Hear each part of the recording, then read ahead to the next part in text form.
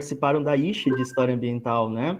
E daí a Celina já escreveu sim ali no chat, né? A Brena também. Ah, que... Então é muito bacana ver o pessoal aqui, né? Nós fizemos, eu acho que foi 2 ou 3 ISHEs de História Ambiental no setor litoral, e teve uma procura muito grande, assim, principalmente do pessoal das ciências ambientais, né? Que é o pessoal que tem o Pádua lá como referência. Então foi muito bacana fazer esse trabalho aí na UFPR Litoral.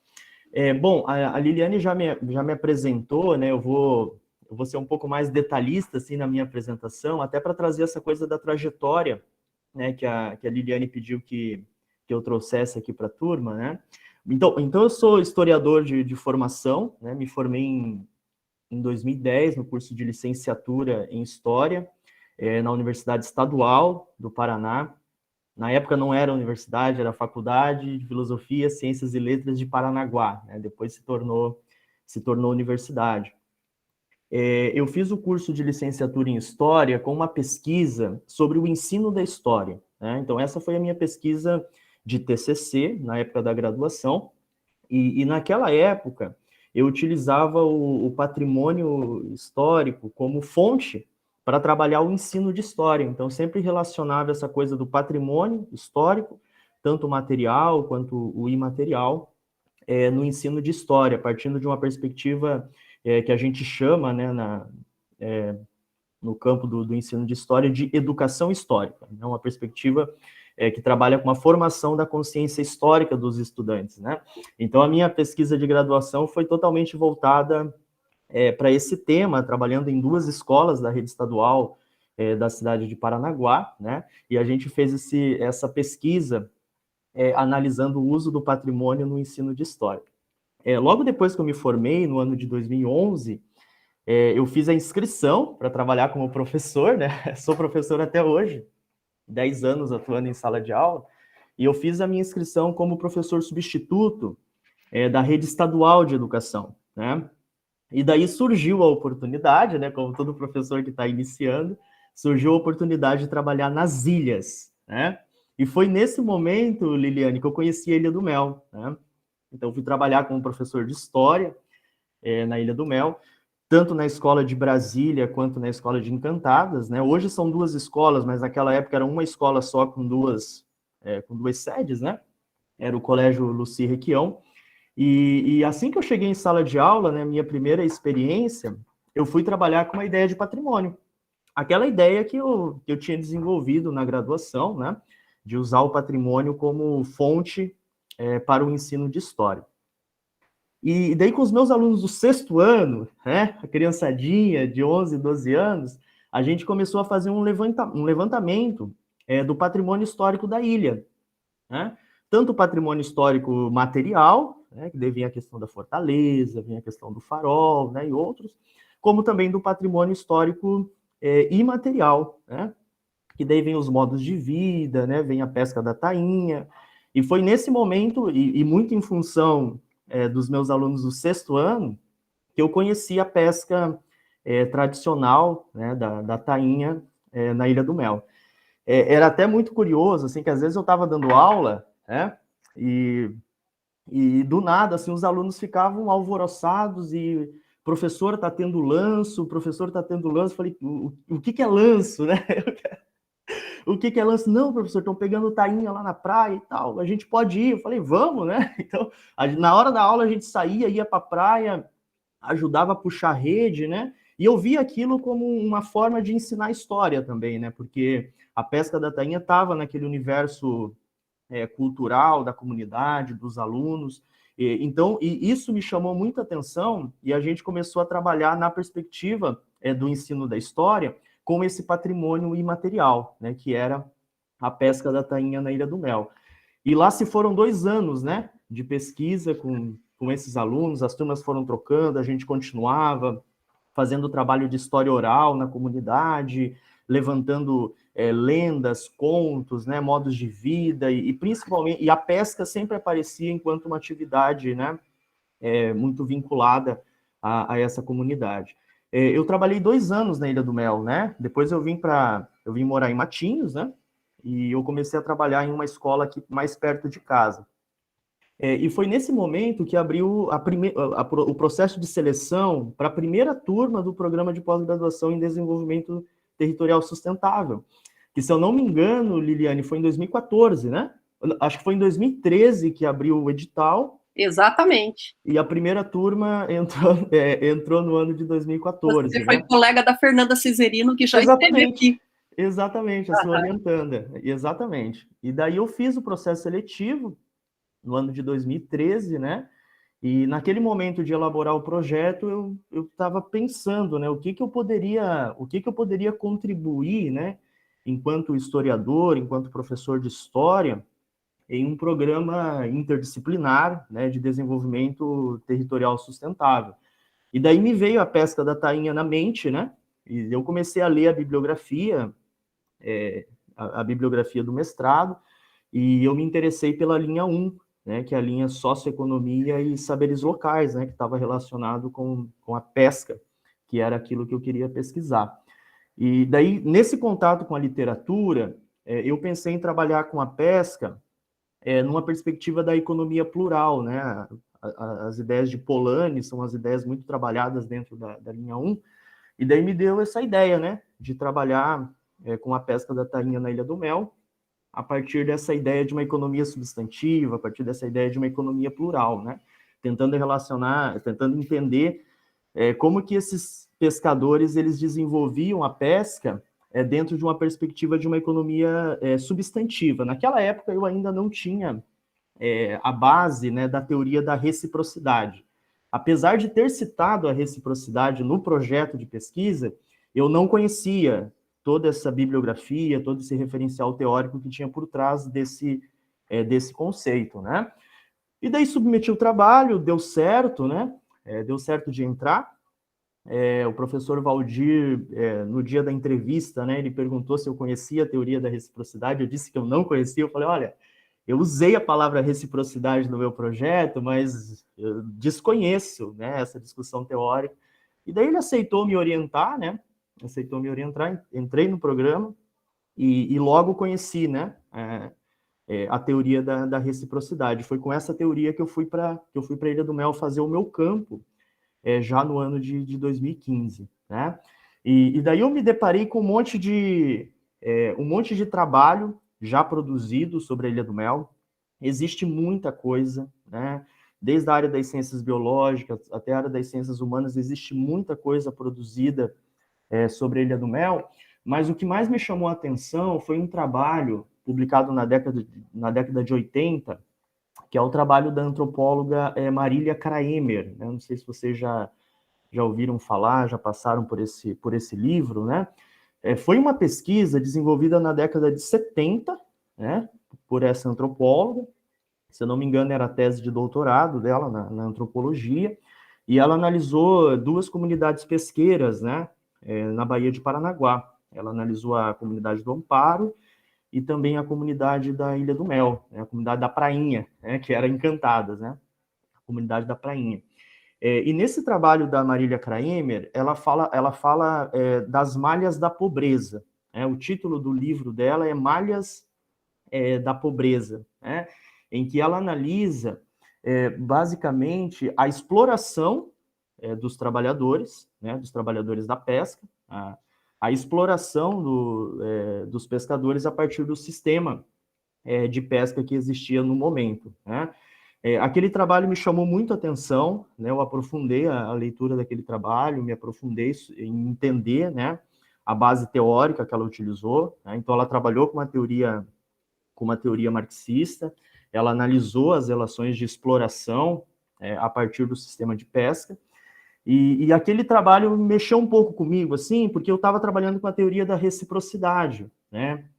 Que não é uma teoria marxista, é diferente da teoria marxista, vem de uma outra linha, né, da sociologia, e eu sempre vi a atividade da pesca como uma atividade tradicional, né, que construía relações de reciprocidade, né, e não de exploração, como tinha visto a Marília Kraemer, né. Então eu passei meses quebrando a minha cabeça com isso, né, tentando entender como que a Marília Kraemer viu exploração naquela atividade, em que eu só via solidariedade, né? Eu só via relações de reciprocidade.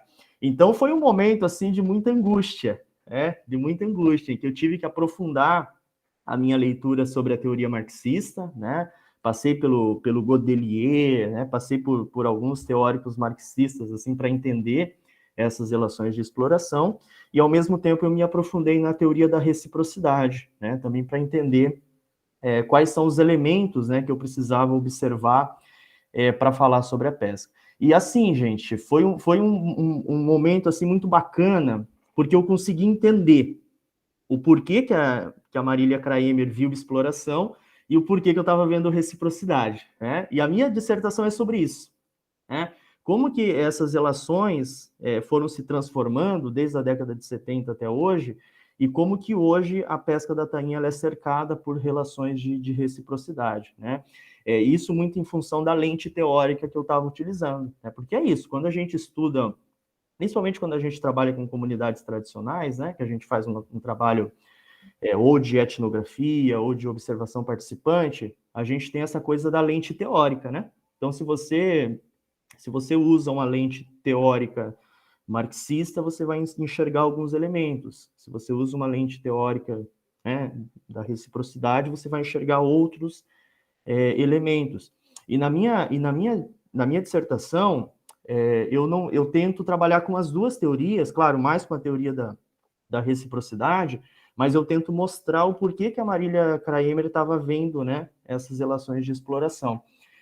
E daí surgiu Malhas da Reciprocidade, né? Então, aí a razão, né, do tema da dissertação. Agora que eu entendi. Olha que legal que é você contextualizar, hein, Evandro? Exatamente. Então, porque no dia da defesa do mestrado não dá tempo de você contar a história, né? Não, e eu não contei essa história. Essa não, história eu só não. contei. É. Essa história eu só contei depois. Uhum. Então, o livro da Marília Kraemer é Malhas da Pobreza, né? E a minha dissertação é Malhas da Reciprocidade. Daqui a pouco eu vou falar um pouco mais sobre o que é essa tal da reciprocidade, né? Depois que eu terminei a dissertação, acho que 2 anos depois, em 2000, 2 anos não, acho que foi em 2019, não, 2018, eu terminei em 2015 a dissertação, né? Em 2018, 3 anos depois, eu transformei a dissertação em um livro, né? E eu submeti para a editora da UFPR, né? E o livro foi aceito e foi publicado, né? E eu queria que o livro tivesse o título Malhas da Reciprocidade, né? Mas daí a editora pegou no pé e falou, não, Malhas da Reciprocidade não, já tem uma dissertação com esse título, né? Já tem um artigo com esse título, você precisa mudar o título. Eu fiquei triste, né? Mas eu achei um título bacana, deixa eu até pegar aqui. Peraí. E daí o livro ficou com esse título aqui, né? Que é O Lanço, o Terço e os Quinhões, né? O Lanço, o Terço e os Quinhões. Super bonito. Ficou bacana, né? Super. Essa é uma foto de uma canoa, né? Uhum. Na mesma época, a professora Simone Frigo estava fazendo uma pesquisa lá, né? Então ela fez uma etnografia com fotografias, né? E dela cedeu algumas fotos que compõem o livro. Inclusive, acho que tem uns estudantes seus, Liliane, que me ajudaram aqui na elaboração dos mapas, que é o Gustavo. Gustavão foi aluno da Juliana Quadros aí. Isso, o João Paulo foi orientando da Ju também, né? E o Portes também foi aluno da Ju. Exatamente, Piabão de mapa.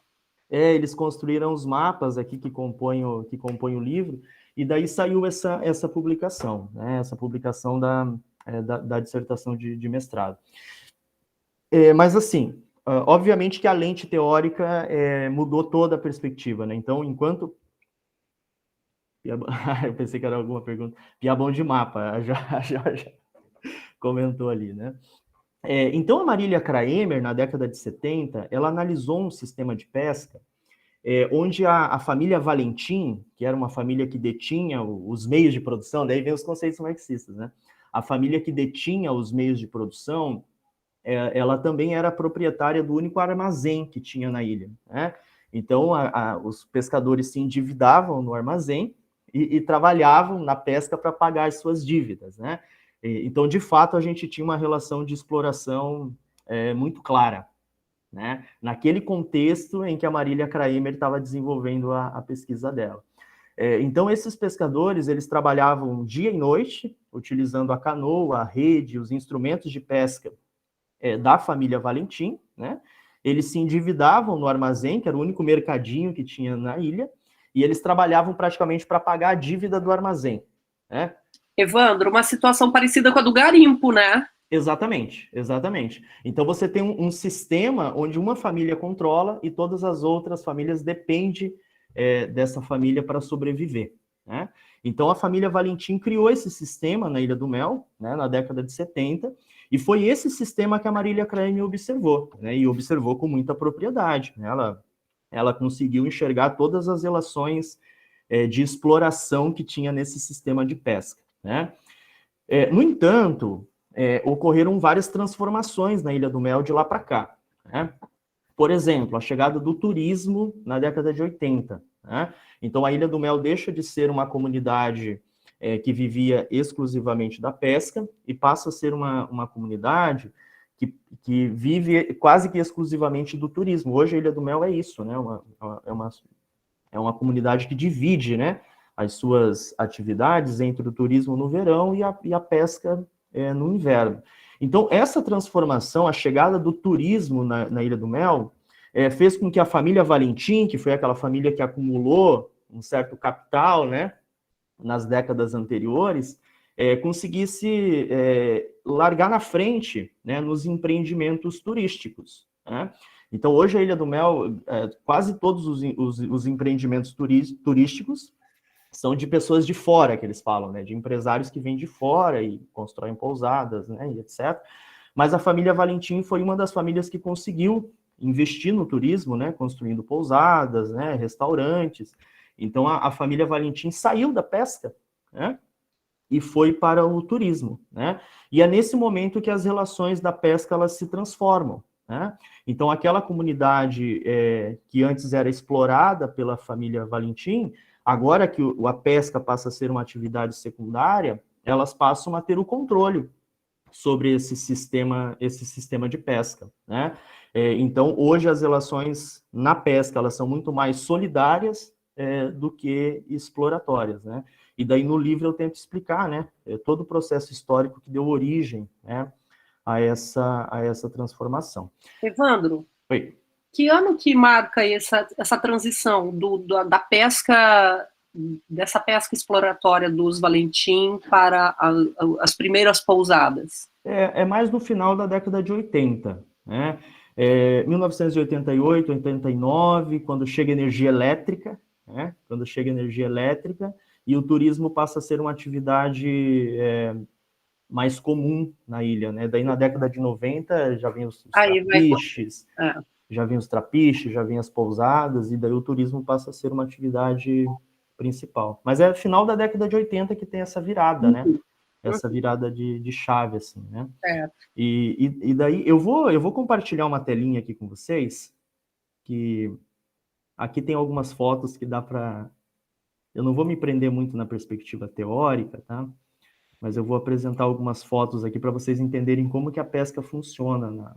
Eu ia muito para a Ilha do Mel, Evandro, nesta época, na década de 90, junto com a Luciana, que é professora do curso de artes daqui do litoral, que ela era minha colega de faculdade de biologia, e a Cecília, que era uma outra colega. E a gente pegou justamente, a gente ia muito para Encantadas.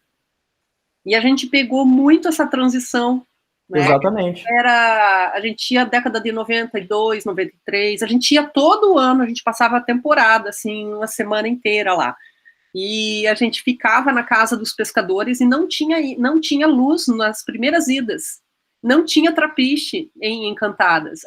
O barco chegava, a gente se molhava tudo e ficava em acampadas, em barracas, embaixo das árvores dos pescadores.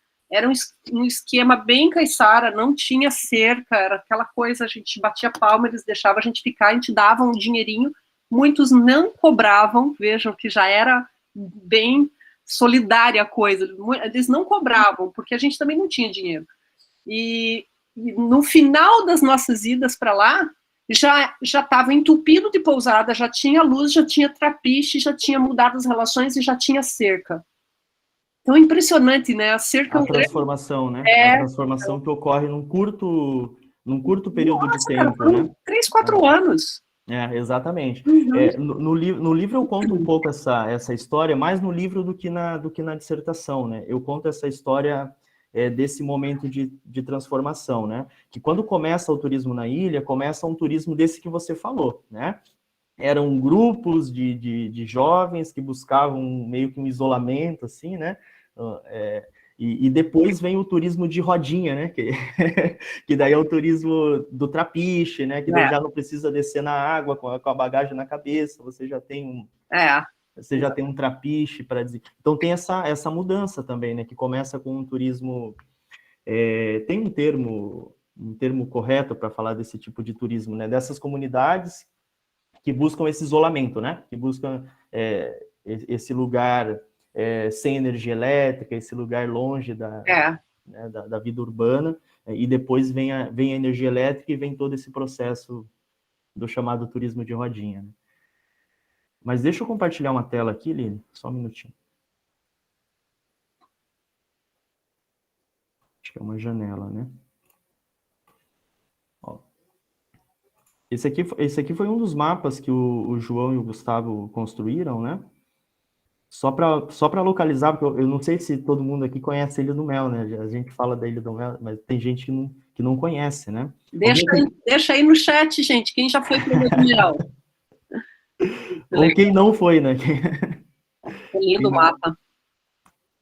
Quem não conhece a Ilha do Mel, acho que todo mundo conhece, né? Bom, então... então, esse aqui é um mapinha, né, da Ilha do Mel, só para localizar aqui as comunidades, né? Então, essa comunidade, que é a comunidade da Ponta Oeste, é uma comunidade que ela é muitas vezes até invisibilizada, assim, pelo poder público, né? É uma comunidade de pescadores, né? Então, não há uma atividade turística, né, propriamente dita, desenvolvida aqui na Ponta Oeste. Então, é uma comunidade que vive basicamente da pesca, né? A energia elétrica ainda não chegou aqui nessa parte da ilha, né? Então, é uma comunidade que vive basicamente da pesca e do cultivo de ostras, né? Aqui a comunidade de Brasília, né, que foi uma das comunidades que eu trabalhei na pesquisa, né? Ela é uma comunidade que vive basicamente da pesca no período de inverno e do turismo no período de verão, né? O mesmo ocorre aqui com a praia do Farol, né? E aqui na Praia de Encantadas também. Né? Então, são 3 comunidades que têm essas atividades, né, durante o ano. A pesca no inverno e o turismo no verão. Né? E aqui a comunidade Fortaleza de Praia Grande, que são duas comunidades onde não tem atividade de pesca, né? São comunidades que vivem mais do turismo, né? Então, eu trabalhei com essas 3 comunidades aqui, né? A comunidade de Encantadas, a comunidade de Brasília e a comunidade do Farol, né? Porque o meu objetivo inicial, né, era analisar as relações de reciprocidade na pesca e também no turismo, né? Por isso que eu escolhi essas 3 comunidades. Então, na dissertação tem um capítulo que fala sobre o turismo, né? Eu não consegui aprofundar muito, né? Faltou fôlego para aprofundar essa questão do turismo, mas a questão da pesca eu consegui aprofundar um pouco. Né? Então, essas são as comunidades que eu trabalhei. Né? E isso daqui são algumas imagens, né? Que mostram uma pesca da tainha. Tem uma imagem aqui que conta todo o trajeto. Né? Isso aqui é a pesca de lanço, né? A pesca de lanço. Então, o lanço de tainha, ele começa quando o espia, né, ou o vigia, algumas pessoas chamam de vigia, lá na Ilha do Mel a gente chama de espia, né? Quando o espia, ele avista o cardume de tainha, né? Então, tá lá no farol, né? Oi? Tá lá no Farol, né? Ou não? Esse daqui não, esse aqui é lá no Morro da Cruz, lá na praia do Miguel, né? Esse aqui é o Morro da Cruz, lá na Praia do Miguel. Então, aqui o pescador ele está avistando o cardume, né? Geralmente ele fica numa área elevada da ilha, né? onde ele consegue ter a visão de cima, né, do mar, e através de uma habilidade incrível, ele consegue enxergar o cardume se aproximando, né? Eu fiquei várias horas lá com o espia, né? Como eu estava fazendo uma pesquisa de observação participante, né? Então eu precisei conviver com esses pescadores. Então eu fiquei 2 meses lá, né? Levei uma barraquinha que a professora Mayra me emprestou, né? Fiquei lá na Praia do Miguel, né? Eles deram um espaço lá para eu armar, né? O meu acampamento, né? E o espia é um personagem assim da pesca que é muito bom da gente conversar com ele, porque ele fica o dia todo sozinho, né? No alto do morro. Então, o pesquisador que quer fazer entrevista, basta acompanhar o espia e ficar o dia inteiro lá conversando com ele, né? Então, ele é o responsável por avistar o cardume, né?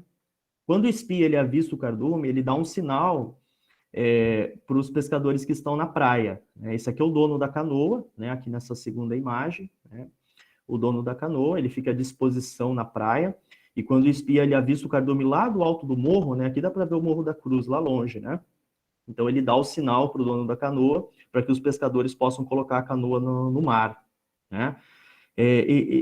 Antigamente eles utilizavam panos assim, né, para fazer o sinal, né, de colocar, dependendo do movimento que ele fazia, né, ou era para colocar a canoa no mar, ou era para fazer o cerco, né. Quando eu estive lá, eles já utilizavam rádios, né, então essa comunicação já era feita via rádio. E daí os pescadores, né, 6, 7, até 10 pescadores, eles colocam a canoa na água, né. O momento mais tenso é esse momento de travessia aqui, né, quando o mar está agitado, eles precisam atravessar essas ondas aqui com a canoa. Essa canoa ela não é motorizada, né, então o motor em uma canoa pode até espantar o cardume de peixe, né, então tem que ser um movimento rápido e silencioso para que o cardume não se assuste, né, e acabe fugindo, né.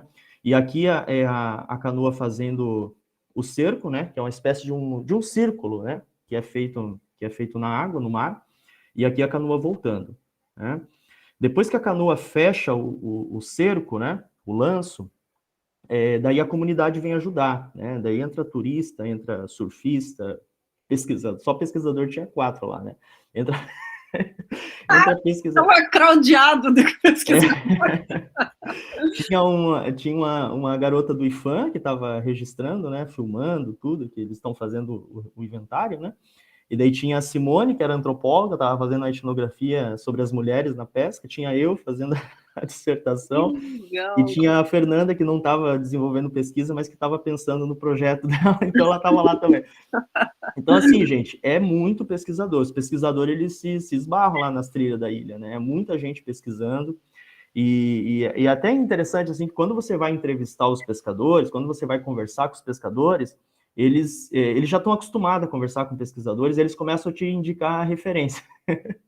Tá, mas você já leu aquele livro da Marília Kraemer? Tá, mas você já viu aquele trabalho da Patrícia? Então, eles têm esse domínio também, né, de quem já pesquisou, de quem tem. Então, é muito bacana. Assim, Muito diferente de Superagui, hein, Evandro? bem diferente, bem Nossa, diferente. Superagui, dificílimo entrar pesquisador lá, tem um comitê que barra as pessoas. Que interessante. Lá eles têm uma abertura muito grande, assim, né? Agora eles estão elaborando um protocolo lá, né? Mas quando eu estive lá não tinha esse protocolo de ter que ter autorização. Eu acho que mais recentemente a Ilha do Mel está pensando nisso também, né? Está pensando nisso também. Então, né, feito o cerco, né, todo mundo entra aqui, cada um puxando um calão, né? Então, um lado da rede é puxado por 20, 30 pessoas, e o outro lado da rede por mais 20 ou 30 pessoas, né? Finalizado o cerco, né, a tainha está toda aqui na praia já, né? Eles recolhem a rede, guardam a canoa e fazem o transporte do peixe, né? Que esse peixe ele tem que ser transportado no mesmo dia, né? Não pode ficar lá, né, por muitas horas, senão pode até estragar, né? Então, o transporte geralmente é feito no mesmo dia e ele é vendido para um atravessador, né? Isso é muito triste, assim, porque eles vendem o peixe muito barato, né?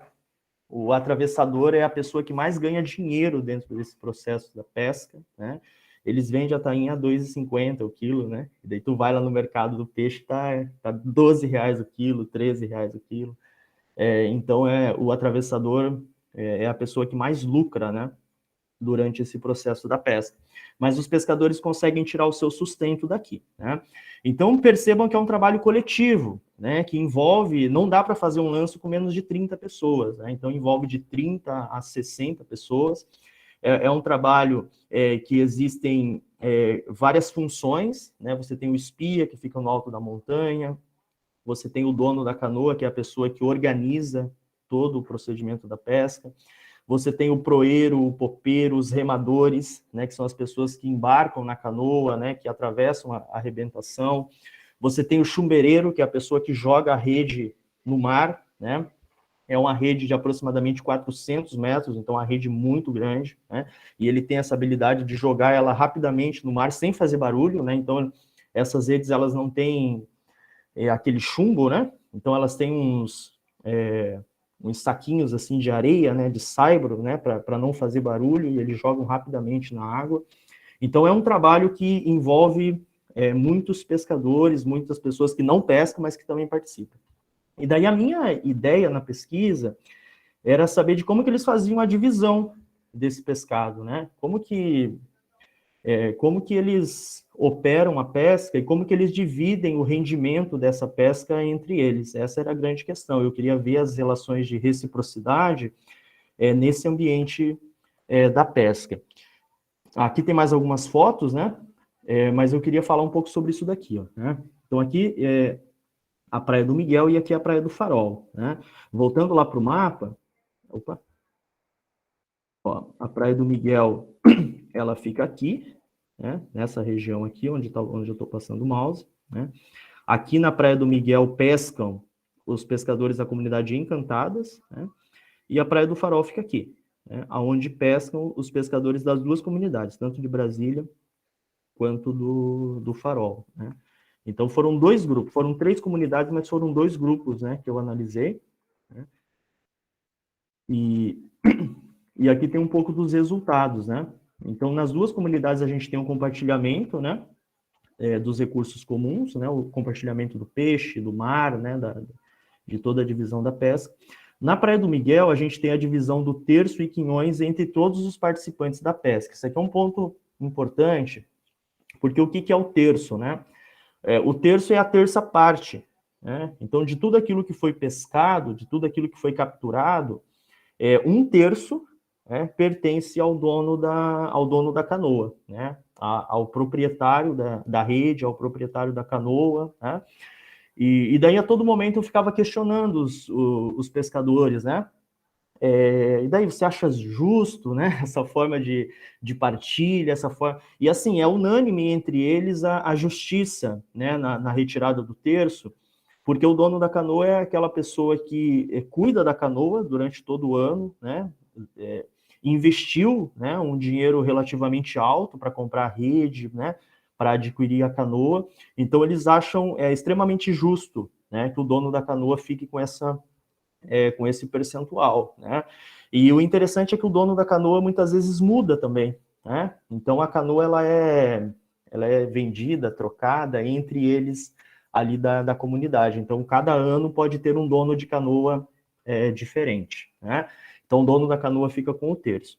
E os quinhões são as partes de cada um, né? Então a primeira divisão que eles fazem quando o peixe chega na praia é tirar o quinhão do almoço, que eles falam, né? O quinhão do almoço é uma parte em peixe para cada um dos participantes, né? Então, cada um recebe de 2 a 3, dependendo da quantidade de peixe que vem, né? Recebe de 2 a 3 tainhas, né? Todo mundo, surfista, pesquisador, né? Criança, né? Todo mundo que participa ali fica com o seu quinhão, né? Esse é o quinhão do almoço que todo mundo recebe. E depois, o montante do peixe é dividido de acordo com o ofício de cada um na pesca, né? Então, por exemplo, o espia, os pescadores que embarcaram na canoa recebem 2 quinhões, né? Recebem 2 quinhões, ou seja, recebem o dobro do que aquelas pessoas que só ajudaram a puxar na praia, né? Então, essa é a regra de distribuição feita ali na Praia do Miguel. Então, essa regra, gente, ela é permeada por valores sociais, por valores simbólicos, né?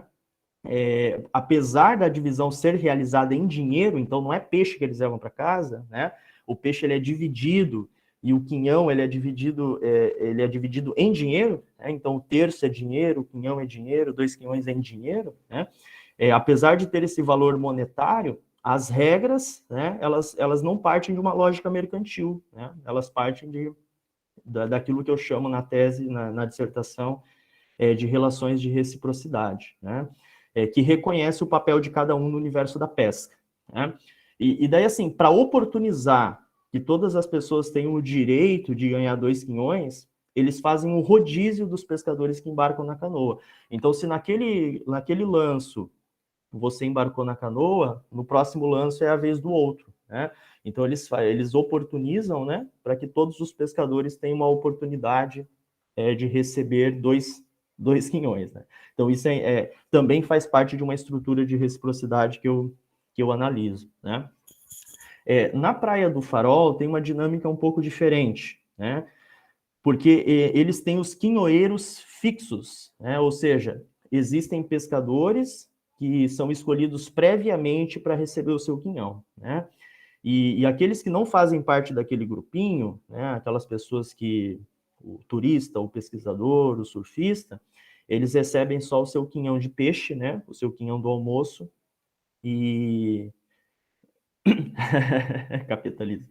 Eles recebem o seu quinhão do almoço, mas eles não participam dessa divisão dos quinhões, né? Então, na Praia do Farol, eles meio que fecharam o círculo, assim, né? Eles fecharam o círculo. E daí, na dissertação, eu analiso isso como uma forma de proteção também, né? Claro. Faz sentido, né, Evandro? Porque a Praia do Miguel é uma praia deserta.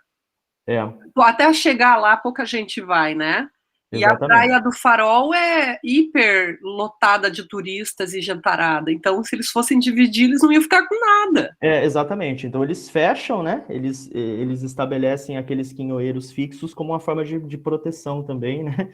Porque, como a Liliane falou, né? Se você abre, você acaba fragmentando demais, né? E na Praia do Miguel, por ser... ela é 4 quilômetros de distância da vila, né? Então, por ser um local longe, né? Eles até fazem um certo incentivo para que as pessoas fiquem lá, né?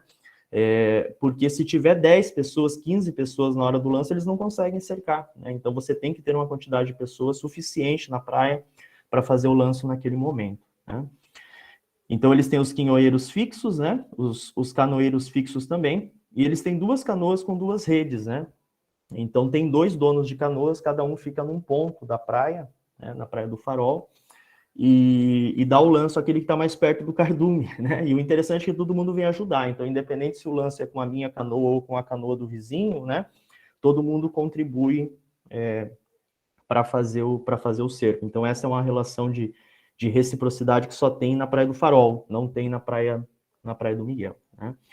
E o comércio é coletivo, né? Então, na hora da venda, na hora da negociação, todo mundo está junto ali, né? Então, é o atravessador negociando com todo mundo, né? Não tem um líder só, né? É o atravessador negociando com todo mundo, né? E o atravessador, ele tem um poder de barganha muito grande, porque se ele não compra, o peixe estraga, né? Então, ele usa desse poder de barganha para pagar barato, né? Pelo pescado. Bom, deixa eu voltar um pouquinho aqui, ó, só para mostrar como que eles organizam lá a Praia do Miguel, né? Essa aqui é uma foto da Praia do Miguel, né? E aqui é como os acampamentos estão dispostos, né? Então, como é uma praia deserta, né? Uma praia que não é uma unidade de conservação, é um parque, né? Então, não tem casas, não tem vila, não tem energia elétrica aqui nessa parte da ilha. Então, eles armam os acampamentos na praia, seguindo mais ou menos essa lógica. Então, tem uma fonte de água aqui, né?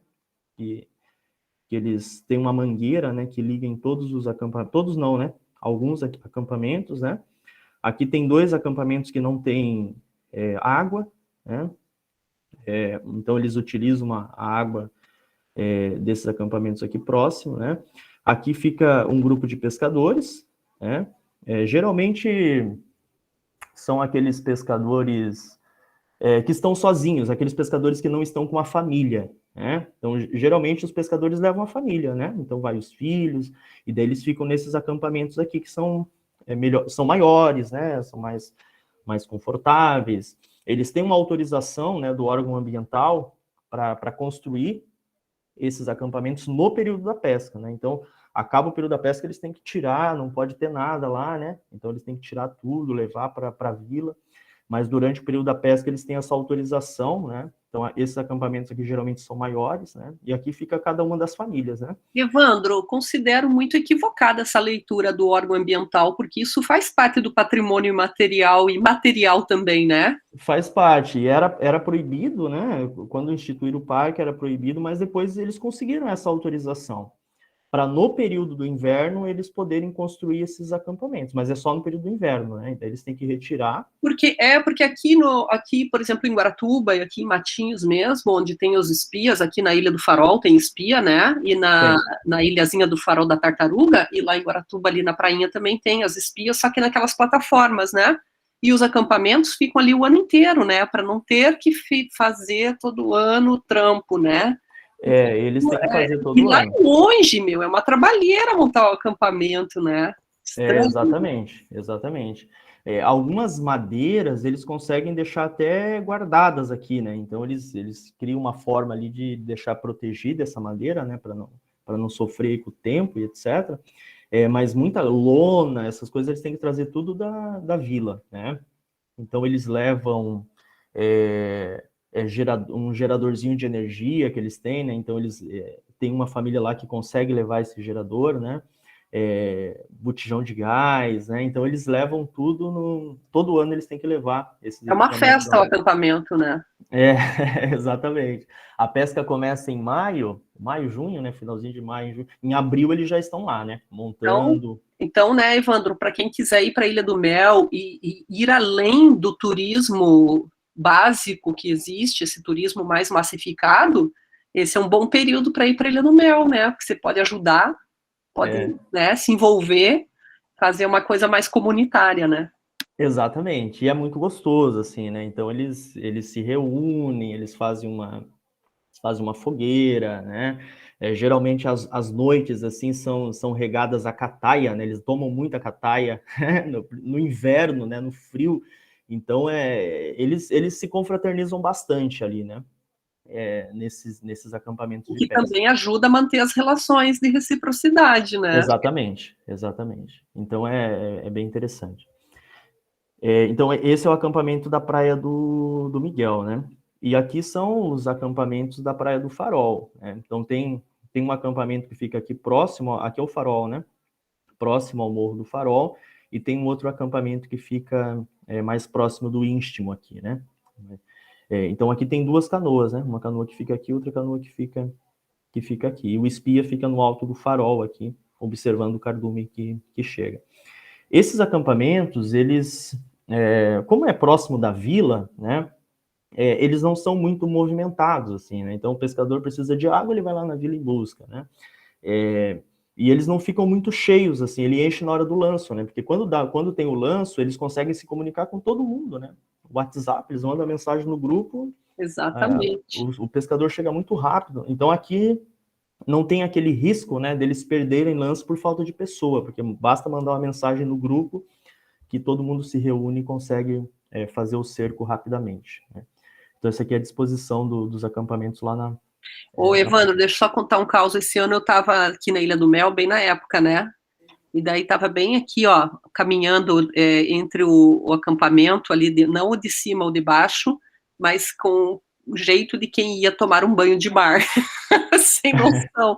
Aí veio um pescador mais velho falar comigo, falou assim, olha, nós estamos fazendo o cerco da rainha, se você entrar no mar, nós vamos te capturar. Mas eles estavam ali, eu estava lá, tipo, atrapalhando. Daí eu fui lá para frente, lá, para entrar no mar. Ai, ai. Eles não gostam muito, não, né? Mas aparece... é que eu não tinha percebido, justamente por isso que você falou, não é um lugar que fica lotado. Né? Não fica cheio. Então eu não tinha percebido que eles estavam fazendo isso, só que eu tinha visto que tinha gente lá em cima no farol, na espia. Então tinha uns 3, 4 pessoas lá em cima na espia, e eu pensei, eles estão só espiando, né? Mas nem agora que você explicou como que funciona, né? Claro que eu estava ali atrapalhando, né? Mas eu fui lá para frente, mas foi bem legal. Acontece. Eles falam, deve ser um pouco de superstição também, né? Porque alguns pescadores falam que atrapalha, outros falam que não. Mas os cachorros na praia, né? Então, os pescadores mais antigos falam que o cachorro não precisa nem latir, a própria presença do cachorro ali na praia. Agora, os pescadores mais jovens dizem que não tem nada a ver, dizem que é um pouco de superstição, assim, desses pescadores mais antigos, né? Mas tem todas essas questões também, né? Então, assim, gente, dito isso, eu comecei a analisar essa prática, né? Essa prática da pesca, a partir daquilo que eu chamo de aquilo que é conhecido como a teoria da reciprocidade, né? Então, assim, a teoria do dom, né? A teoria da dádiva, ela é uma teoria antropológica, né? Que teve as suas primeiras reflexões lá no início do século XX com o Marcel Mauss, né? Marcel Mauss, ele traz essa ideia da dádiva enquanto um princípio, né, da organização econômica. Depois do Mauss, né, o Malinowski, o Levi-Strauss, alguns clássicos assim da antropologia aprimoraram, né, essa chamada teoria do dom, teoria da dádiva, e mais recentemente essa teoria da reciprocidade ela vem sendo discutida assim principalmente por teóricos franceses, né, que é o caso do Dominique Templet, a Mireille Chabon e o Eric Saborin, né, que são teóricos que discutem essa chamada teoria renovada da reciprocidade, né? E eles dizem que a reciprocidade é um princípio econômico oposto ao princípio da troca, né? Então, essa é a base da teoria da reciprocidade. A ideia de que a economia dos seres humanos, ela é uma economia plural, né? Então, as nossas relações econômicas, elas são construídas a partir do princípio da troca mercantil, do lucro, né? Mas ela também e pode ser construída a partir de princípios de reciprocidade, né? Então, essa teoria ela vem avançando no sentido de analisar os sistemas mistos, que são aqueles sistemas econômicos, principalmente de comunidades tradicionais, que mesclam relações de reciprocidade e relações de troca, né? Que é o que acontece entre os pescadores de tainha da Ilha do Mel, né? Existem relações de reciprocidade e também existem relações de troca que se mesclam, né? No livro da Marília Kraemer, ela tem uma parte bem interessante do livro dela, que ela fala bem assim, olha, esses pescadores eles são extremamente explorados, né, pela família, né, pela família Valentim. No entanto, a Marília falando, né, no entanto, eu não entendo como que eles têm essa relação de respeito, né, como que eles têm essa relação de amizade com aquela pessoa que os explora. Que no caso, esses pescadores, eles têm um carinho, um respeito muito grande pelo explorador, né? Pelaquela pessoa que controla o sistema de pesca, né? Então é como se fosse um paizão para eles, né? A síndrome de Estocolmo, né? O paizão, o paizão que... E a Marília Kraemer não consegue entender isso, né? Como que existe essa relação de dependência, respeito, exploração, né? E a teoria da reciprocidade, de alguma forma, consegue explicar isso, né? É aquilo que a gente chama na teoria da reciprocidade de reciprocidade negativa, né? Que é aquela reciprocidade que produz exploração. Então, a exploração, ela é produzida por uma relação de reciprocidade, por uma relação de dependência, né? E daí a teoria da reciprocidade nos dá esses elementos para explicar, inclusive, a exploração, né? Então, de acordo, né, com a teoria da reciprocidade, existem diferentes estruturas de reciprocidade. Então, existe a reciprocidade binária, que pode ser aquela de face a face ou de compartilhamento, né? A de face a face, por exemplo, né? Um exemplo, né? Chegou o aniversário do Paulinho, né? Eu dei uma camisa do Atlético para ele, né? Então, o Paulinho, aniversário, deu uma camisa do Atlético. Tá chegando, hein, Evandro? Tá chegando. Então é uma dádiva, né? É uma dádiva. A teoria Eu já da tenho reciprocidade. todas essas camisas. Mas pode dar que ele vai gostar. É uma dádiva, né? Então eu dei o presente e Paulinho recebeu. A partir do momento que o Paulinho recebe esse presente, a camisa do Atlético, ele é quase que possuído por um sentimento de dívida, né? Então o Paulinho ele se torna moralmente devedor de um presente, né?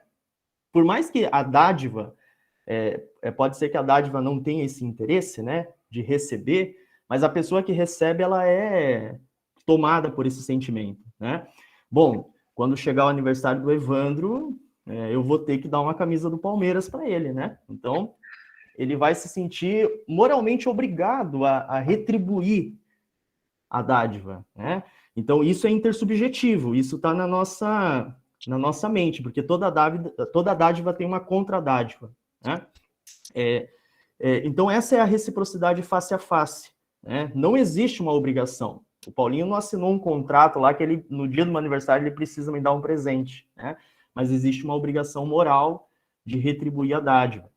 Então, a reciprocidade face a face é isso, né? Entre os pescadores lá da Praia do Miguel, tinha uma prática bem interessante, que tinha quando tem um pescador doente, um pescador que não consegue participar do lanço, não consegue participar da pesca, ele recebe o seu quinhão, mesmo não estando presente, né?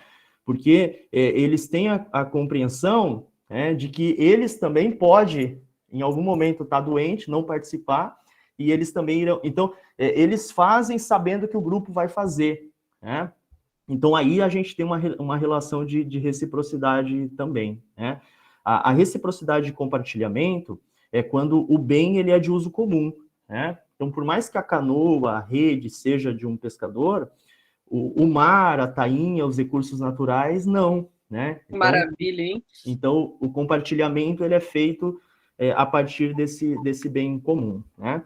E daí existem outras formas de reciprocidade, como, por exemplo, a ternária, né? A reciprocidade ternária é aquela que precisa de pelo menos 3 partes, né, da relação de reciprocidade. E daí a gente pode dividir em unilateral, bilateral e centralizada. Por exemplo, da unilateral, né? Então, o pai, né, ele dá de presente alguma coisa para o seu filho, né? Pode ser um bem material, né? Pode ser um bem emocional, pode ser um presente. Ele deu algo para o seu filho, né? E o seu filho, consequentemente, ele vai dar de presente para o seu neto. Então, essa é uma forma de reciprocidade unilateral, quando essa reciprocidade ela segue um único sentido, né? E a bilateral é quando ela volta, né? Então, ainda é em três partes, né? Ela ainda é ternária, mas ela tem essa reciprocidade, né? E existe a centralizada, que o Karl Polanyi vai chamar de redistributiva, né? Que é quando existe um centro de poder que recebe e redistribui, né? Recebe e redistribui. Então, essas estruturas de reciprocidade que existem teoricamente, né? Elas podem ser utilizadas como lente para observar diversos fatores. Por exemplo, eu falei da pesca de lanço, né? Mas na Ilha do Mel, principalmente na Praia do Farol, também existe a pesca de cambal, né? Que é uma atividade de pesca que geralmente acontece à noite, né? Então, enquanto o lance é uma atividade diária, a pesca de cambal é uma atividade noturna, né? Então, como é que funciona, né? Precisa de 4 ou 6 pescadores, né? 4 ou 6 pescadores, e esses pescadores, eles utilizam uma rede menor, eles não utilizam canoa, né? E eles cercam o peixe na praia. Então, tem um pescador que fica lá no fundo, né? Com uma água na altura do pescoço aqui, né? Segurando a rede. E tem um pescador que fica no raso, né? Com uma água na altura do joelho, né? E eles vão passando a rede por toda a extensão da praia. Isso acontece muito aqui em Matinhos também, né? Eles vão passando... Aqui em Matinhos eles usam mais a tarrafa, né? Mas lá na Ilha do Mel eles usam mais essa rede. Então eles vão passando o cambal por toda a extensão da praia. São redes menores, que pegam menos peixe, né? mas é uma prática diária, acontece todas as noites, né?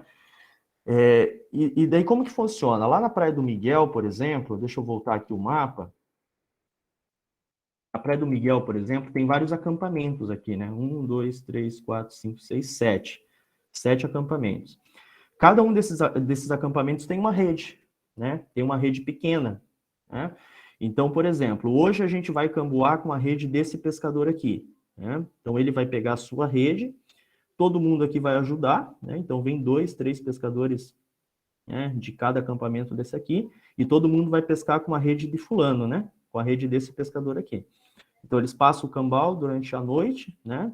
E daí, de todo esse peixe que é recolhido, que é pescado, 1/3 é do dono da rede e o resto é dividido em quinhão, né? Então, cada um foi a sua parte. Mas tem 1/3 do dono da rede, né? Que no caso é desse pescador aqui.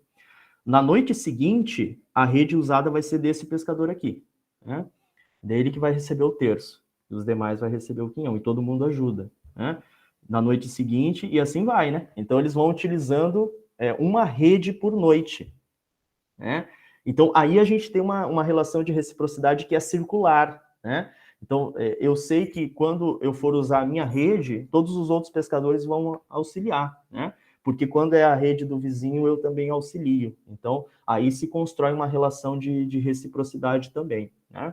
Então, vamos supor que quando chegou o dia de pescar com a rede desse pescador aqui, ele teve um imprevisto, né? Teve que atender alguma emergência, e não esteve lá na praia no dia que era para pescar com a rede dele, né? Então, os pescadores vão até o acampamento, pegam a rede dele, pescam com a rede dele e deixam o terço dele, mesmo ele estando ausente. Então, essa relação de reciprocidade, ela é muito visível na pesca de cambal, né? Na pesca de lanço também, só que na pesca de lanço ocorre uma reciprocidade mais centralizada no proprietário dos equipamentos de pesca, né? Enquanto na pesca de cambal, essas atividades, elas não são... E ela é mais tradicional ainda, né? Porque ela não depende da embarcação, né? Que já é uma tecnologia, né? Exatamente, exatamente. Então, o fato de não depender da embarcação e o fato de utilizar redes menores, que todo pescador tem, né? Porque as redes pequenas são... Ela é mais justa ainda, né? Então ela acaba sendo mais igualitária, né? Do que o próprio sistema de lanço.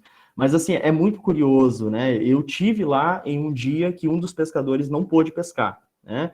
Ele teve que ir para a vila, resolver alguma coisa, e era a noite de utilizar a rede dele, né? E daí os pescadores, eu pensei, bom, agora eu acho que eles vão pular esse pescador, né? E vão passar para o próximo. Mas não, né? Eles foram lá, pegaram a rede, fizeram o lanço, né? O lanço não, o cambal, pegaram o peixe, separaram o terço dele, né? E mesmo ele estando ausente, ele recebeu o seu terço. E outra coisa interessante, Evandro, que esse rodízio de rede faz com que as redes de todo mundo durem mais tempo e precise de menos manutenção. É muito inteligente você ser uma pessoa solidária e... Exatamente. Né? Eles têm um sistema de conservação lá, né, que eles usam uma planta, acho que é a aroeira, né, em que sempre quando eles terminam o lance, eles lavam a rede com essa água para conservar. E, de fato, a rede fica guardada quase uma semana, né, até chegar a vez dele novamente, a rede ela não é utilizada.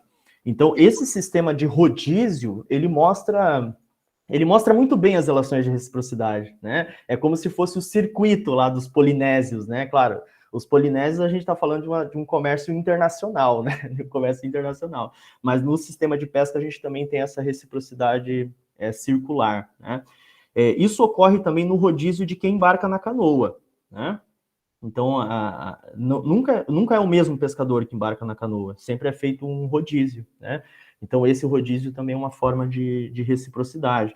E que eles justificam, né, por duas razões, né? A primeira eu já falei, que é oportunizar que todos os pescadores recebam 2 quinhões. Então, quem embarca na canoa recebe 2 quinhões. Então, vamos fazer o rodízio de quem vai embarcar na canoa para que todo mundo receba os seus 2 quinhões.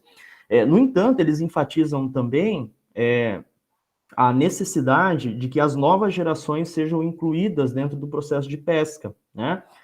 Então, o rodízio de quem embarca na canoa também oportuniza para que o jovem pescador aprenda a remar, a jogar a rede, né, a atravessar a arrebentação. Então, é um sistema de aprendizagem também, né, porque não é uma atividade fácil, né?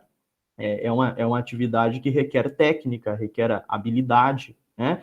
E se os mesmos pescadores sempre subirem na canoa, os mais novos não vão aprender, né?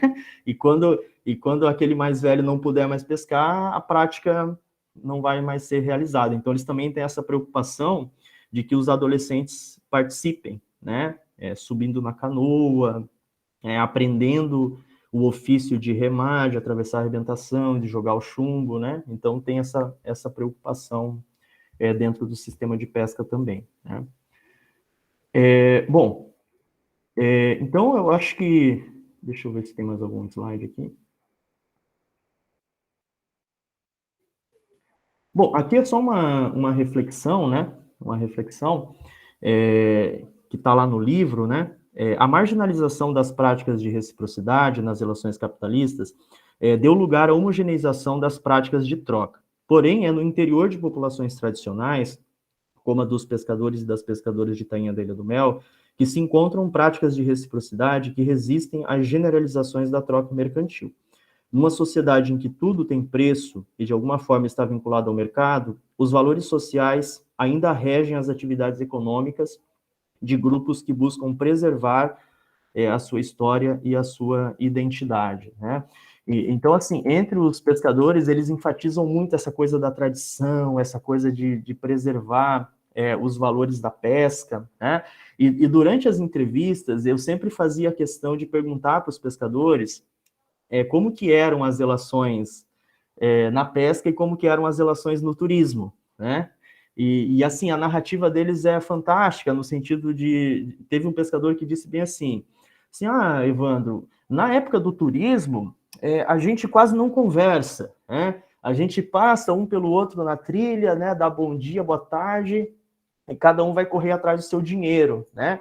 Trabalhar no restaurante, trabalhar na pousada e etc, né? Então, a gente quase não conversa durante o turismo, né? E durante a pesca, a gente fica o dia inteiro aqui confraternizando, conversando, né?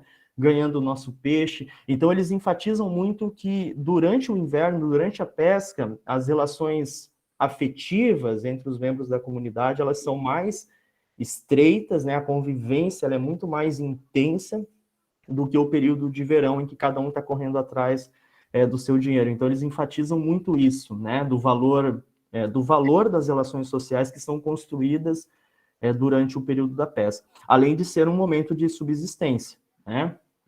Então, pelos cálculos que eu fiz, né, do levantamento que eu fiz de alguns lanços, né, cada pescador chega a receber em dinheiro, né, o equivalente a R$ 1.500, né, durante esse período de verão. São 3 meses de pesca, né? Claro que não é um valor, né, grande, mas na narrativa deles é o sustento, né? É o sustento. Então, não é um valor grande, mas é necessário para esses meses em que a atividade turística, é o inverno, né? A atividade turística está reduzida e que do mar eles tiram esse sustento, né? Tanto o alimento, porque eles estão pescando a tainha, como também o dinheiro, né? Que eles utilizam para... Isso porque vendem por uma barbada, né? Exatamente, exatamente. Então, uma pesquisa ou uma ação, né, de extensão mesmo, né, que fosse capaz de organizar esse sistema de venda, eu acho que seria muito interessante, assim, para os pescadores da Ilha do Mel. Eu acho que não só na ilha, acho que não só na Ilha do Mel, acho que em outras comunidades pesqueiras... Uma feira do peixe, né? Fazer uma feira do peixe. Pois é, acho que em todas as comunidades pesqueiras tem essa questão do atravessador, né? Ah, sim. Lá na ilha de Superagui, Evandro, eu vi o atravessador, cara, andando de moto. Ele indo lá na Dona Rosa, de moto. A única pessoa que tinha moto, que é proibido. Ele ia buscar o peixe. Então, veja que desigual, né? Ele ia buscar o camarão lá na Dona Rosa, passava a praia inteira com maior facilidade. E ele era de onde? Itajaí. Itajaí, cara, ele tinha uma moto Super Agui. Pô, sacanagem, né, cara? É sacanagem, tem muito essa questão, né? E a todo momento eu questionava os pescadores, né? Falei, tá, e o atravessador? Vocês nunca tentaram. Vocês nunca tentaram comercializar o peixe de outra forma? E vocês acham justo isso? Eles falam, olha, se a gente não vender, o peixe estraga, né? E o atravessador ele vem buscar aqui na Praia do Miguel, né? Então, dependendo da quantidade, se for muito peixe, eles não precisam nem levar para o trapiche. O atravessador vem com o barco lá na Praia do Miguel, né? Se for pouco, o atravessador não vai, eles têm que levar Acaba até... que é muito cômodo. É muito É um cômodo. dinheiro garantido. Exatamente. Então, essa é a lógica. Na Praia do Farol, eles conseguem comercializar em alguns restaurantes também da ilha, né? Que os restaurantes compram, né? Eles têm um freezer, armazenam, né? Então eles ainda conseguem fazer isso, mas não é uma quantidade muito grande, né? Então quando o lanço... E assim, gente, tem lanço que é... tem lanço que é 3 mil peixes, né? Então tem lanço que não dá para vender para os restaurantes, você tem que vender para o atravessador, porque de fato é grande, assim, né? O que eles poderiam ter é uma fábrica de gelo, é um frigorífico lá, né? Exatamente. Através de um financiamento público, como o Ministério da Pesca extinto, agora tem de novo, né? Não sei, Secretaria da Pesca, não sei. E isso poderia ajudar, né? Poderia. E só que assim, todos esses pescadores, a maioria, todos os pescadores, eles têm uma outra atividade econômica, né? Então, eles não são pescadores de carteirinha, por assim dizer, né? Então, eu identifiquei que muitos trabalham pela prefeitura, né? Muitos são funcionários da prefeitura, trabalham com a coleta de lixo, né, na ilha. Muitos têm o seu quartinho, que aluga como pousada, né? Então, na casa tem um quartinho lá que eles tiram a renda deles também desses aluguéis, né? Alguns são professores, tem 2 professores pescadores, né? Um professor de matemática, um professor de geografia, então eles trabalham na escola, né? E quando não estão em sala, estão lá pescando. Então, eles têm outras atividades econômicas, né? E eles têm a pesca justamente como isso, né? É uma forma da gente ganhar um dinheirinho no inverno, né? Então, eles não têm essa preocupação, Lili, de fábrica de gelo, de ampliar. Eles não têm essa querem manter a preocupação. tradição, na real, né? Exatamente, até porque a principal atividade econômica deles ainda é o turismo, né? Ainda é o turismo. E eu queria falar de algumas coisas também que a pesquisa traz, né? Que eu também fiz um levantamento histórico, né? Então, além da observação participante, que foi muito gostoso de fazer, eu acho que esse negócio de você viver na comunidade, de você dormir, né, no acampamento, de você conviver com os pescadores é muito rico, assim. Eu acho que a melhor parte da pesquisa é essa, né? A parte que você está em campo e que você está tendo esse contato. Então, isso foi muito bom, né? A observação participante. Mas eu também fiz história oral com eles, né? Porque eu queria entender essas transformações no tempo, né? Principalmente considerando o trabalho da Kraemer, né? Então, eu fiz história oral com esses pescadores, tentando entender como que eram as relações de reciprocidade no passado, né? O que a memória deles conseguiam trazer com relação a isso. E daí, assim, eu consegui dividir, né, a história da pesca na ilha em alguns períodos, né? Eles falam muito da época dos Valentim, né? Então, esse é um capítulo da tese, da dissertação, e também é um capítulo do livro, né? A época dos Valentim, que é considerado uma época uma época assim de ouro para os pescadores, né? De acordo com eles, é o período em que mais se matava peixe, né? Eles contam de um lanço que eles não conseguiram tirar a rede do mar, né? De tão grande que era o cardume. Então essas narrativas estão presentes assim na fala deles, né? E daí, pensando no trabalho da Kraemer, né? Falei, pô, a Kraemer viu exploração, né? Será que esses pescadores lembram disso, né? Eu fiz essas perguntas. Tá, e como que era feita a divisão naquela época? Daí eles olhavam assim, meio desconfiado. Olha, não é querer falar não, porque tem os Valentim que pesca lá ainda, né? Então tem dois Valentins, né? Que eles vão lá pescar também, né? Eles são da família e vão lá pescar. olha, é difícil falar, mas aquela época era difícil, eles dividiam um quinhão escondido. Então, assim, não era limpo assim, né? Eles se fechavam num quartinho lá, definiam o valor de cada um, né? Então eles não tinham muito controle sobre... O quinhão existia, né? Mas eles não tinham muito controle sobre isso. E todos eles lembram da caderneta de dívida do armazém. Né? Então aquilo que a Kramer viu, eles lembram, né? Olha, tinha um caderninho lá que a gente pescava, não recebia o quinhão no dia, a gente só recebia o quinhão no fim do mês, né? E ainda era debitado a nossa dívida no armazém, então a gente acabava não recebendo quase nada. Então eles lembram disso, né? Dessas relações de exploração. E eles também falam de uma outra época, que foi no Evandro, início... Oi? Evandro, eu lembro, eu comecei a frequentar ele em 84. Faz um Caramba! tempo.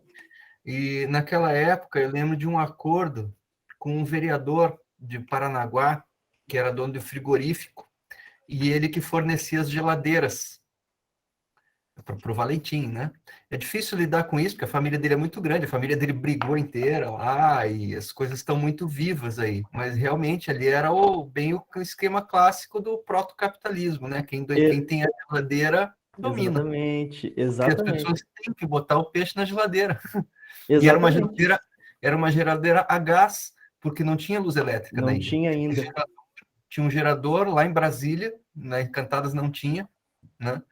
Então, era bem o caso clássico, o protocapitalismo chegando ali e fazendo isso com a sociedade, né?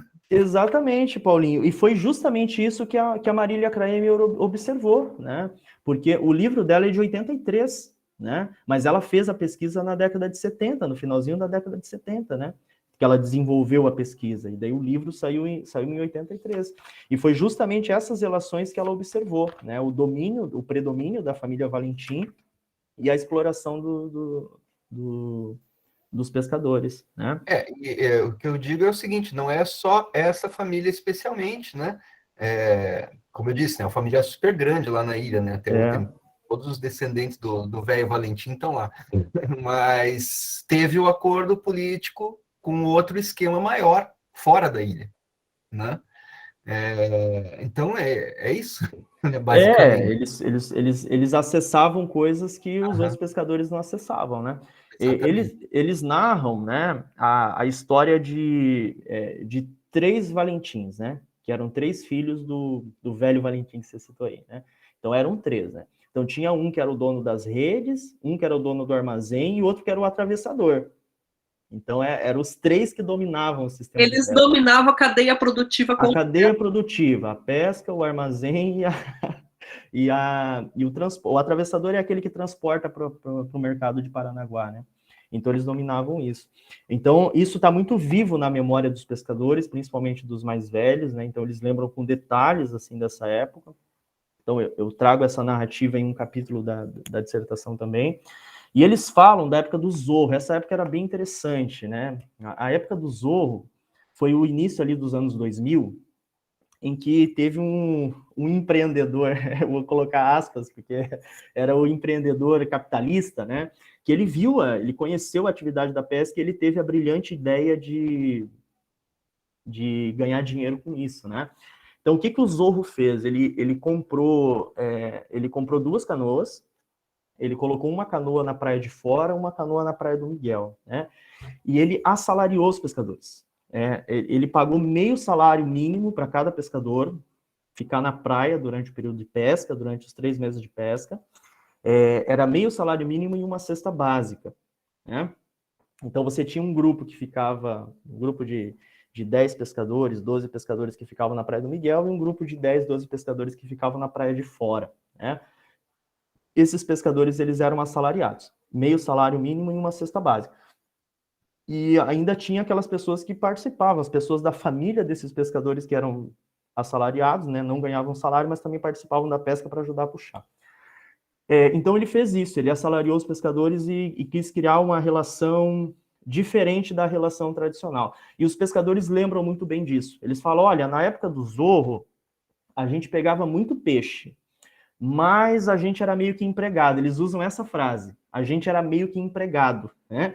Então, a relação que eles constroem hoje na pesca, eles têm essa coisa de que eles não são funcionários de ninguém, né? De que eles são trabalhadores independentes, né? De que eles mantêm uma tradição, de que eles pescam coletivamente, com as suas relações afetivas, com as suas relações sociais, e que na época do Zorro eles eram meio que empregados, então eles criticam muito isso, né? Olha, até que era bom, porque a gente tinha meio salário e a gente tinha uma cesta básica, né, que a gente recebia durante os 3 meses de pesca. Mas era muito estranho, porque a gente era meio que empregado. Então tinha essa coisa do patrão, né, que mandava, que estabelecia regras, e eles não se sentiam confortáveis com isso, né? Então foi uma época em que a pesca foi praticamente mercantilizada, né? O Zorro tentou, né? E por que não deu certo? Exatamente. E daí os pescadores aos poucos foram desistindo daquele sistema de pesca. Uhum. Eles foram desistindo daquele sistema de pesca que durou 2, 3 anos, né? Durou 3 anos e daí o Zorro resolveu investir em pousada, ele foi investir em outra coisa. Aquilo que os portugueses nunca conseguiram fazer com os índios, né? Exatamente. Então, essa época do Zorro, assim, me chamou muito a atenção, porque mostra que as relações de reciprocidade, elas são fortes, né? Porque eles tentaram estabelecer uma relação que não era a de reciprocidade e não deu certo, né? Faliu, né? Não deu certo essa empreitada, né? Ou seja, o cara não estudou a teoria, né, Evandro? Exatamente. E daí não deu certo o sistema do Zorro, né? Ele desistiu da pesca, e daí ele vendeu a canoa para o seu Ede, né? Isso já em 2004, 2005, ele vendeu para o seu Ede, né? E daí o seu Ede começou a pescar dentro desse sistema tradicional que a gente conhece hoje, né? E daí o Ede vendeu a canoa dele para outro pescador, que pescou por alguns anos, depois comprou a canoa de volta, né?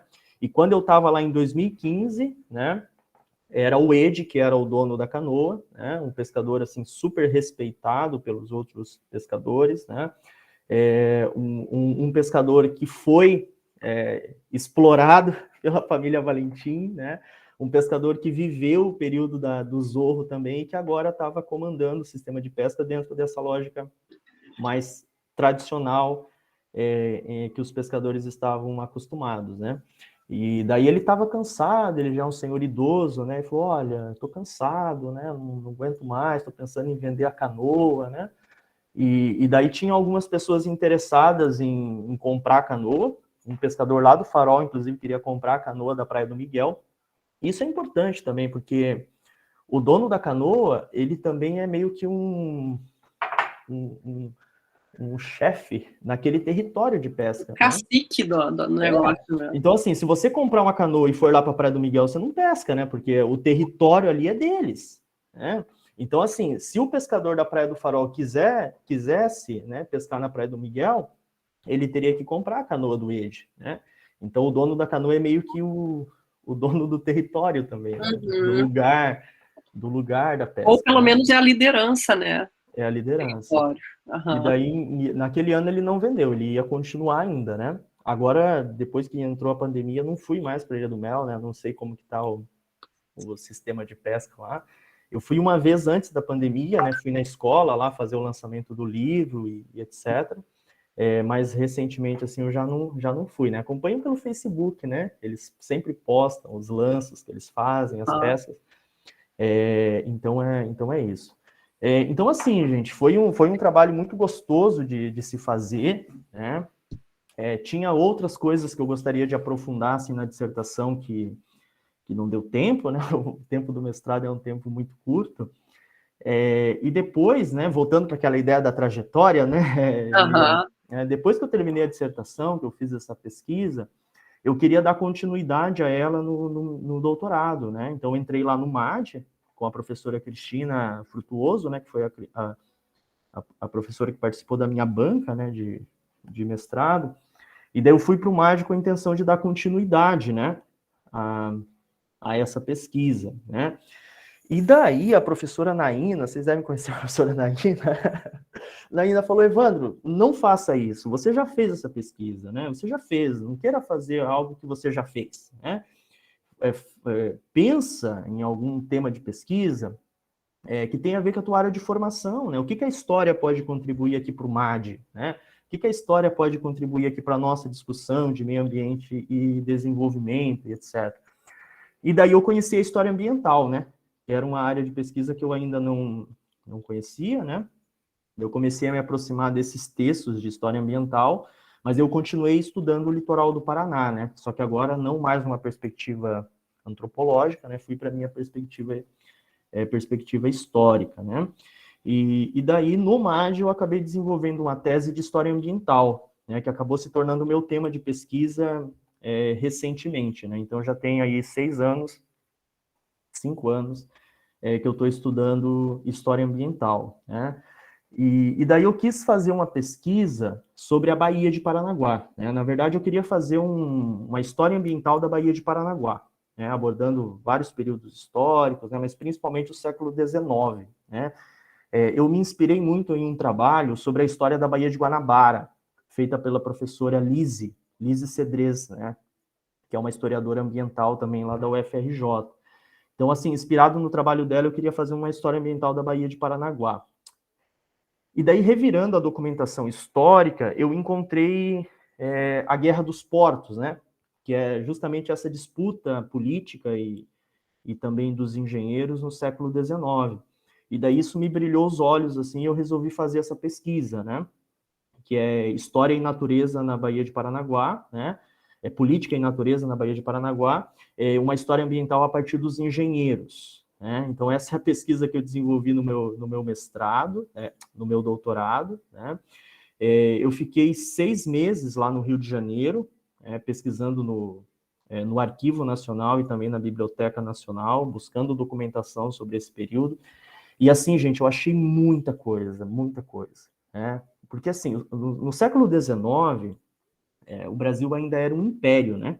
O Brasil ainda era um império. Ele era governado por Dom Pedro II, né?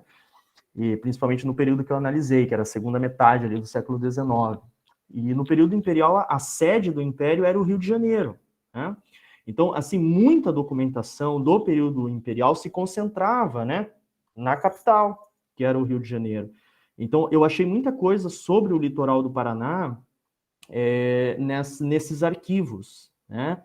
E os relatórios dos engenheiros que pensaram os projetos de ferrovia, os projetos de portos, eu encontrei muito relatório nesses arquivos, né? Relatório do André Rebouças, do Antônio Rebouças, do Eduardo José de Moraes, do Barão de Tefé, e vários, foram 8 engenheiros ao todo, né, que eu analisei, e todos eles pensando projetos de engenharia para o litoral do Paraná, né?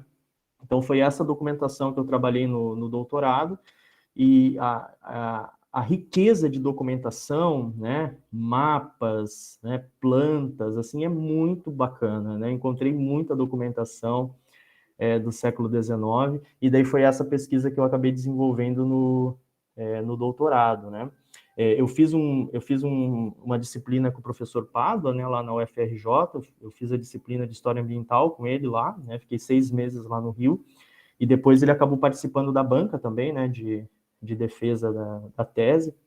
Então, agora eu parei de estudar pesca, né, agora eu estou no campo da História Ambiental. E foi beber na fonte, né, Rio de Janeiro, né? Exatamente. Quando eu conheci a História Ambiental, eu conheci pelo trabalho da Lise, né, e também pelo trabalho do José Pádua, que os dois trabalham lá na UFRJ, né? E o Pádua foi aluno do Warren Dean, né? O Warren Dean, que é um dos grandes nomes da história ambiental, né? Exatamente. Ou seja, você estava bebendo direto da fonte, né? Exatamente. O professor Pádua é um dos precursores, né, da história ambiental no Brasil, né? José... Sim, né, Evandro? Eu lembro que nós trouxemos os estudantes da graduação, às vezes eles não ficam muito antenados, né?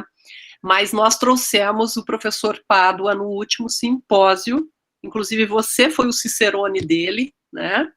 Você já estava envolvido, né, com essa temática, para o nosso Simpósio Brasileiro de Desenvolvimento Territorial Sustentável. Nós temos trazido os grandes nomes das áreas aí, os grandes geógrafos, os grandes historiadores, os grandes cientistas ambientais do Brasil, e muitas vezes os estudantes de graduação nem estão ligados do que está acontecendo, e a gente está com um sujeito desse dando palestra no nosso auditório, né? Então, super legal aquele momento também. Você levou ele para passear por tudo, né?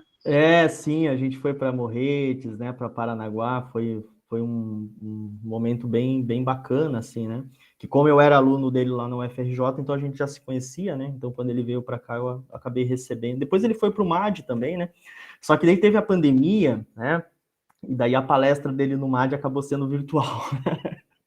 Eu acho que foi um dos últimos eventos presenciais que a gente teve, foi aquele simpósio, né? Depois acabou tudo, Nossa, né? Foi em novembro, Foi né? em novembro, daí entrou férias, né? Daí A teve gente acho não que uma tinha nem, semana a de gente não aula. tinha nem descansado do simpósio É, e já, né?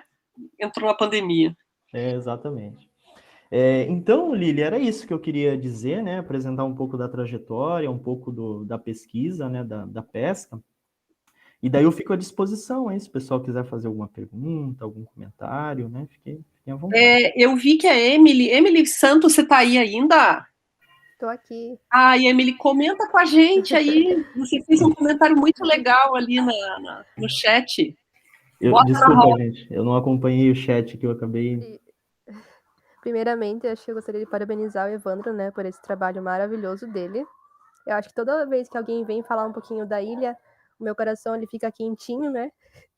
A minha avó é uma dessas pessoas que ela ama participar da pesca da tainha. Todo ano ela vai para lá. E é isso que o Evandro falou mesmo, é aquela alegria, aquela festa que eles têm em participar. A minha avó, ela é filha do Miguel, da Praia do Miguel. Uau, Então, gente, olha só, nós temos uma ilustre personagem hoje aqui, hein, Evandro? Além de você, a Emily. Que ela sempre bacana! quando alguém vem fazer falar um pouquinho da ilha, ela sempre gosta de acompanhar também. Hoje, quando eu vi que ele começou a falar um pouquinho da ilha, eu fui ali na casa dela, só que acho que ela tinha saído, ela foi no centro, porque ela ia amar participar, escutar um pouquinho sobre essa pesca, né, da tainha que ela ama fazer. E na ilha mesmo sempre tem essa solidariedade que o Evandro falou. Eles são muito receptivos com você, assim, não, você vai vir pra cá, fica na minha casa, ou come aqui em casa, ou se alguém ficar doente, não, eu vou levar alguma coisa pra você aí, e tal. Eles são muito, muito... E, tipo assim, você pode ser até primo de longe, você pode levar um primo que é distante, mas você chegou ali, você é a família. Não importa quanto tempo você tá fora, ou se você nunca foi, chegou ali é a família. Então, parabéns, Evandro, por esse trabalho maravilhoso. Fico um pouco grata de escutar. Eu confesso que eu vivia nesse mundo, sabe, de ser o meu bisavô é o Miguel, né? E eu confesso que eu só fui entender a magnitude, assim, da grandeza da história da Ilha do Mel quando eu entrei na universidade, porque eu vivia, mas não sabia o quão grande isso era, né? O quanto significava isso. E eu agradeço a faculdade, a universidade também por abrir os meus olhos dessa forma, porque foi maravilhoso. Na verdade, você já tinha isso, né, Emily? Mas aí só precisava da chavinha virar ali, né? Sim, exatamente. Mas é uma coisa impressionante a quantidade de estudantes ilustres do litoral do Paraná que nós temos. Por que você não tinha essa percepção, né, Emily? Porque vocês foram apagados da história. E o Evandro está aí, ele estuda isso, né? Vocês são apagados da história, porque o litoral do Paraná foi tomado pelas companhias balneárias, né? E as companhias balneárias expulsaram os caiçaras, os pescadores e todos os nativos, como lá na Ilha do Mel eles se referem muito assim, né? Eu sou nativo, né? Então, o pescador nativo, o morador nativo. E isso foi silenciado, foi apagado, é um processo tipicamente capitalista, como a gente está tratando aqui, né? Essa individualização, essa competição, né? Como a ilha fica, por exemplo, no período de verão, onde o capitalismo está ali, né? As relações capitalistas. E o que a relação capitalista tem de mais evidente para nós? É a individualização total, é cada um por si, não existe mais colaboração, não existe mais solidariedade, não existe mais conversa, não existe mais celebração, não existe mais essa reciprocidade, solidariedade que o Evandro estudou. E é tudo ao contrário daí, né? Passa a ter essas relações de poder, relações do mais forte, né? Dominando as pessoas mais simples, mais humildes, né? O dinheiro manda mais. Então, a gente vê essas relações muito fortes. E até ia te fazer essa pergunta, Evandro, trazendo já essa história da família da Emily, muito legal. A Praia do Miguel, para mim, é a praia mais bonita do litoral do Paraná. Eu não tenho dúvidas de que é a praia mais bonita, é a praia que eu mais gosto do litoral do Paraná, e ela não deixa a desejar em relação a nenhuma outra praia do Brasil, de tão linda que é. Então é muito legal saber que a Emily é a bisneta do Miguel. Miguel, para vocês terem ideia, é o nome do meu gato. Ele faleceu esse ano, em fevereiro, em homenagem à Praia do Miguel. De tanto que eu gostava dessa praia.